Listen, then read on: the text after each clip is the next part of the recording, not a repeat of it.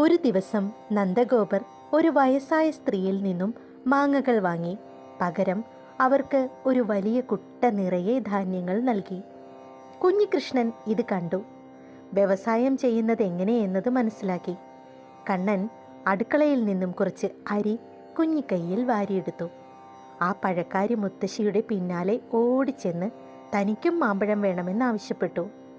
കുഞ്ഞിക്കൈയിൽ ആകെ അല്പം ധാന്യങ്ങളെ ഉണ്ടായിരുന്നുള്ളൂ. എങ്കിലും കുഞ്ഞിൻ്റെ നിഷ്കളങ്കത കണ്ട് വാത്സല്യനിധിയായ ആ വൃദ്ധ കുഞ്ഞികൃഷ്ണന് മാമ്പഴം നൽകി. വൈകുന്നേരം വീട്ടിലെത്തിയപ്പോൾ പഴക്കൂടയ്ക്ക് നല്ല ഭാരം.